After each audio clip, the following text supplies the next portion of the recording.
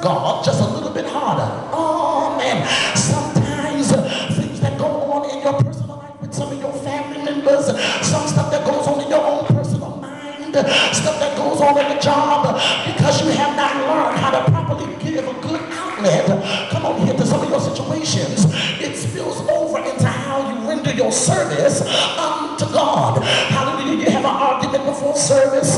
You have some stuff that goes on, hallelujah, the day before that totally knocks you off of your rocker. And then by the time you get into the house of God, you do not serve with the same vigor and the same zeal that you know you could serve God. Say that again. Opportunity, beloved. As a matter of fact, opposition, if we can be honest, opposition seems to be great, especially amongst those who have seen to name themselves amongst the righteous. Can we be honest? At sometimes we can feel as though that we have been done a great disservice.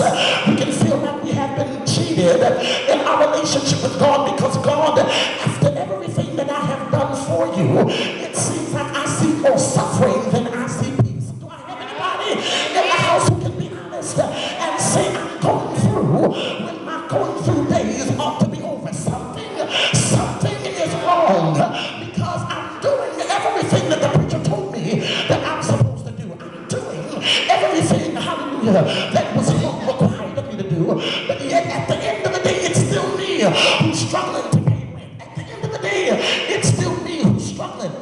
Yeah. Come on now. All this stuff done, but yet the people who live like hellions seem like they gotta preach. Who are experiencing peace. Come on here. You gotta come on. Has got to be, hallelujah, wrong here, because I go to church. Come on here. I pay my tithes. I pay my offering. Hallelujah. I sing on the praise team. Come on here. I'm the head of the usher board. I do all this stuff for God. Some service, some stuff is, can we say it is an inconvenience, but yet we still do it out of the depth of our heart because we love God. But yet, you better go ahead. see reward. We see people who are out in the street who ain't even thinking about coming to church. Yes. And let's be honest, there's some people who are in the house of God who really ain't living in the good what the dog need, but somehow still are able to be blessed. Something is wrong. I'm still riding scepter.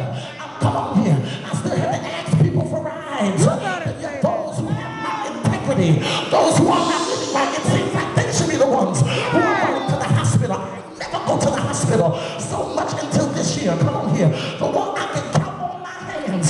Some people who deserve to be going through what I'm going through, rather than me, God, what's going on? What's going on?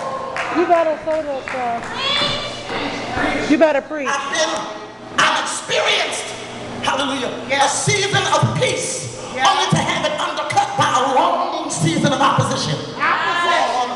It seems like just when the sun is beginning to shine, here comes another dark cloud. When I see the breaking of day, just when I thought that I would be able to catch my breath, just when I thought that I would be able to live and move on with my life, here comes some more drama. Here come on here. Here comes some more stuff that folk done said about me. And all I want to do is just live my life, even if it's just me and God. Why do I have to suffer? Yes.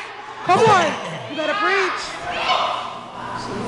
Sad thing is for many of us, after God has given us a prophetic word, we are so energetic about what God has said that we look forward to it. Yes. God, you promised. You said it would happen. We get so happy. Hallelujah. And just when it looks like we're about to see the manifestation of what God said, here comes opposition. High five. You better go ahead, sir. Here comes opposition.